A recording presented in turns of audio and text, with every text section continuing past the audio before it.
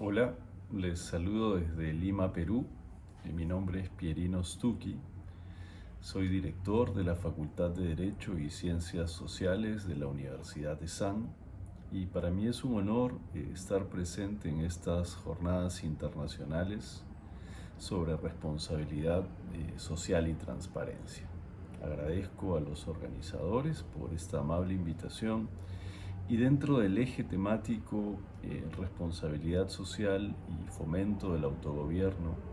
quisiera desde el Perú poder presentarles algunos avances que hemos tenido en autogobierno y políticas sobre la actividad empresarial aquí en nuestra jurisdicción. Inicialmente quisiera compartirles como marco teórico en la primera parte que en el Perú viene calando con mucha claridad eh, que los ciudadanos ejercemos ciudadanía en diferentes dimensiones. Pues la clásica, la claramente entendida por todos, siempre ha sido la ciudadanía política, que es esa que entre otras manifestaciones tradicionalmente se ha expresado en elegir representantes de gobiernos de diferentes niveles, nacional, regional o local, elegir legisladores también en distintos niveles y de otro lado poder ser, si así lo decide uno, ser elegido. En este sentido, elegir y ser elegido ha sido el distintivo inicial y claro, y me atrevo a decir en el mundo moderno de la ciudadanía. Pero en el Perú y en la región latinoamericana entiendo que viene calando, entre otras dimensiones, la de la ciudadanía económica, donde los ciudadanos diariamente, y no cada cierta cantidad de años, eligen bienes y servicios en el mercado. Y eso para satisfacer sus necesidades personales y familiares. Y económicamente también pueden ser elegidos como prestadores de servicios, como proveedores de bienes, sea de modo individual o sea de modo agremiado, es decir, en forma societaria o colectiva. Es decir, a través de el uso de personas jurídicas como serían la sociedad anónima, entre otras ampliamente conocidas en el mundo continental y en el mundo anglosajón y extendidas a su vez a lo largo del globo. La ciudadanía económica entonces también se ejerce eligiendo bienes y servicios para satisfacer necesidades y pudiendo ser elegido en la provisión de bienes y servicios en el mercado de modo individual o de modo colectivo, asociado o en forma societaria. Es decir, el ejercicio de la actividad empresarial que provee bienes y servicios y que eventualmente también los demanda como consumidor intermedio, es un ejercicio ciudadano, en principio en consecuencia libre, sometido naturalmente a las leyes.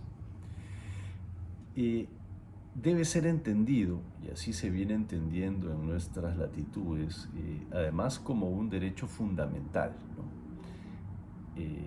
Claramente hay derechos de mayor jerarquía, como el derecho a la vida, el derecho a la salud, pero el derecho a realizar actividad empresarial libre está a la par del derecho a la libertad de trabajo, ¿no? Porque en esa dimensión económica permiten a las personas y a sus familias generar actividad que provoque ingresos suficientes para satisfacer necesidades personales y familiares, yo insisto,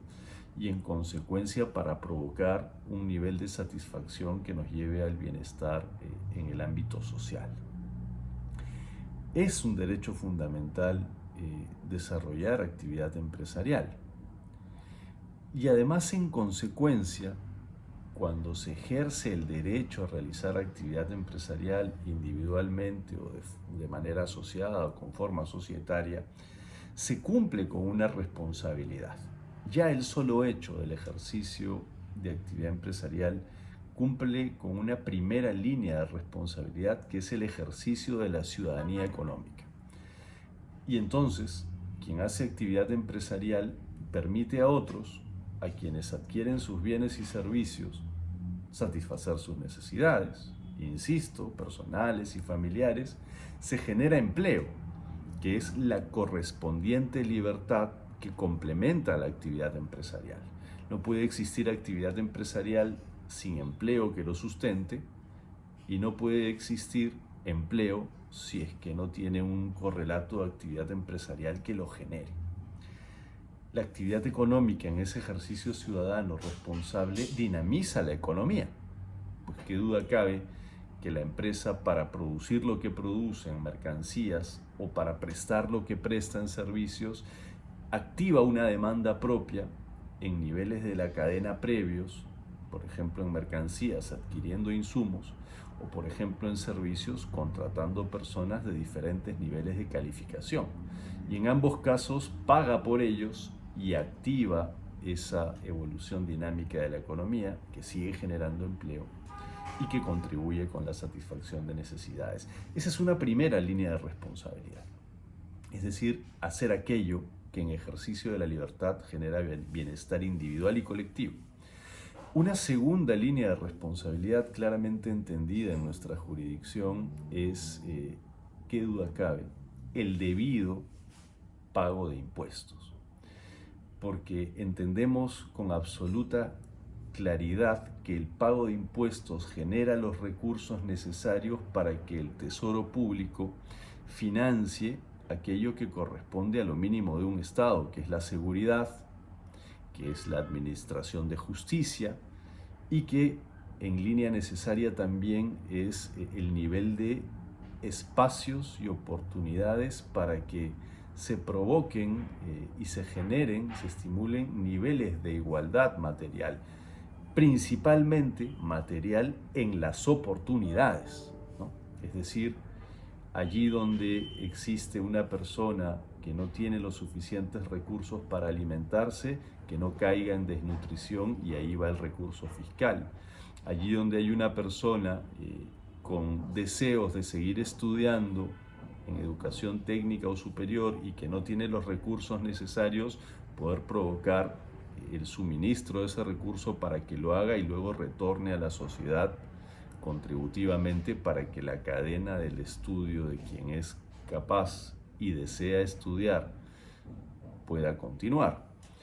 Y la salud, ¿no?, en sus niveles básicos, esenciales, para que no falte, es decir, eso se financia con impuestos. Ese es el segundo nivel de responsabilidad de una empresa. Y si yo hasta aquí hago una pausa y voy al primero, que es el ejercicio inicial de la responsabilidad de proveer bienes y servicios, de generar empleo, eso está en el nivel del autogobierno. En este segundo nivel de responsabilidad, que es el pago de impuestos para financiar la igualdad de oportunidades, estamos en un autogobierno pero vinculado al necesario cumplimiento de la ley. Más adelante les podré contar en el Perú qué avances tenemos en el tercer nivel de responsabilidad, que es el conocido comúnmente como responsabilidad social voluntaria. Y eso lo reservo para el último tramo de la presentación. Voy acabando en este marco general y consideramos en nuestra jurisdicción y desde nuestra perspectiva que el respeto por la actividad empresarial permite que se generen espacios para lo que se ha denominado el ejercicio de la libertad solidaria. Es decir, esa libertad de actividad empresarial, que es un derecho fundamental que permite ejercer su ciudadanía, en un buen clima, a través de lo que genera una buena administración pública, un buen gobierno, permite que esa libertad se desarrolle cumpliendo con los dos primeros niveles de responsabilidad que hemos señalado y que contribuya con la solidaridad social,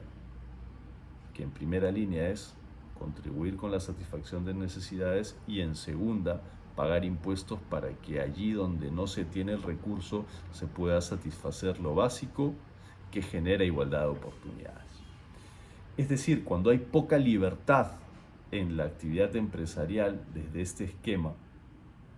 que no solo es teórico, sino que es práctico, se reduce el nivel de solidaridad. Donde hay poca libertad, poca es la posibilidad de contribuir solidariamente. Es decir, la libertad y la solidaridad desde este esquema de responsabilidad deben estar equilibradas y complementadas. En el Perú, y vengo ya a contarles en esta segunda y última parte de la presentación,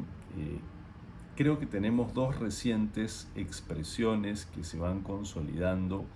de ese tercer nivel de responsabilidad empresarial, que es el denominado responsabilidad social libre, ¿no? Esa que no es obligatoria, esa que es en ese tercer nivel, esa entrega adicional de algo en beneficio colectivo, del interés general o de la sociedad. La primera expresión en el Perú es aquella que generó hace pocos meses la ley 31072,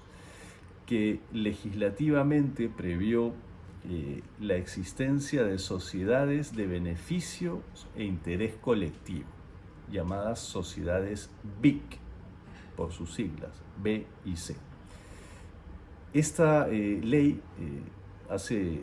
poco menos de un año, lo que generó es que desde la responsabilidad social libre, ese tercer nivel de responsabilidad que yo he categorizado, desde la definición de la forma y del tipo societario se pudiera enunciar esa búsqueda y contribución social desde el ejercicio de la libertad empresarial al momento de constituir la persona jurídica para ese fin. ¿Qué es lo que hace esta ley en Perú en sintonía con otras experiencias a nivel del globo? Lo que permite es que se pueda constituir en una sociedad bajo el esquema ordinario, por ejemplo en el Perú, sociedad anónima, que puede tener la forma abierta o cerrada con directorio y sin directorio, pero a la cual se añada un fin específico expresamente enunciado que le genera las siglas BIC, pero que no solo las siglas, sino que le genera en el fondo esa obligación autoimpuesta de ser responsables para generar impactos materiales positivos o reducir impactos negativos en la comunidad, entendamos en lo social, y o en el medio ambiente. Es decir, desde la predeterminación libre de quienes constituyen una persona jurídica para actividad empresarial, ya se coloca ese propósito. Y quienes opten por esta categoría tendrán que incluir este propósito social libre,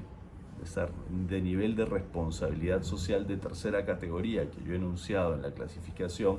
colocando impacto social, digo, en estatuto y cumpliendo algunas formalidades para que así se registre en el registro público de personas jurídicas. Se regula en el objeto social una descripción no general, sino detallada del propósito del beneficio, que puede ser social o que puede ser ambiental, y cómo es que se plantea orientarlo desde esta forma societaria. Se marca que además esto debe ser auditado para que sea contrastado con la realidad por un auditor tercero independiente que genere un informe de gestión de la sociedad a ver si es que efectivamente cumplió o avanzó con lo que decía que iba a plantear como propósito social o ambiental, que se presenta a los accionistas, se coloca en la página web y claro,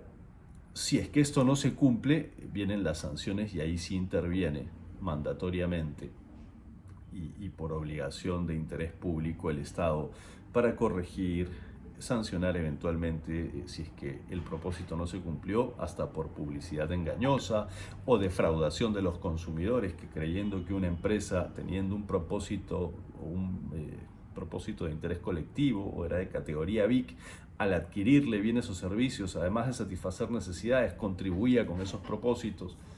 Es decir, hay lo que se llama aquí posibilidades duras de reproche a quien falsea o utiliza indebidamente este tipo de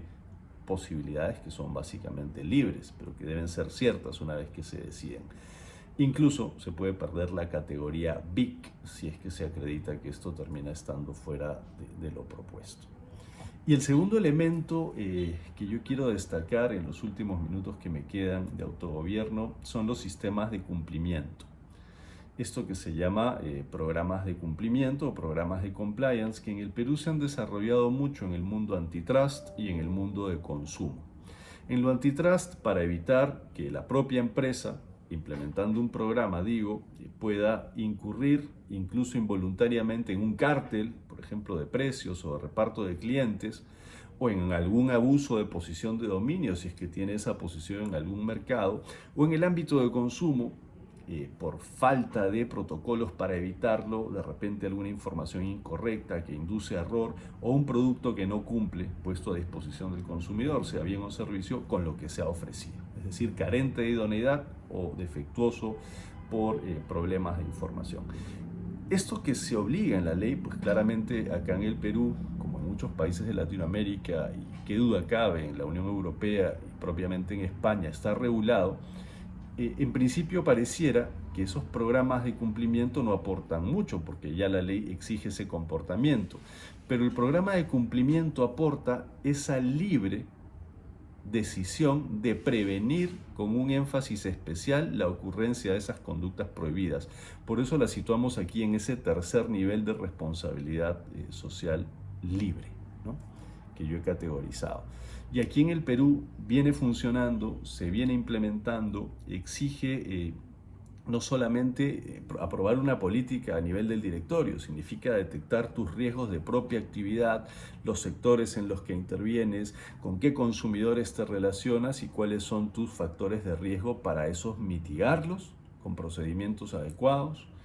y además con auditorías privadas internas que reporten al mayor nivel de la organización. Estos son los aspectos de novedad que yo podría identificar en la jurisdicción peruana y que en esta presentación queríamos poner a su disposición bajo el título indicado al inicio: Autogobierno y políticas sobre la actividad empresarial en el Perú. Yo les agradezco la atención que han tenido con esta presentación. Gracias nuevamente a los organizadores de estas jornadas internacionales y será hasta una próxima oportunidad. Muchísimas gracias.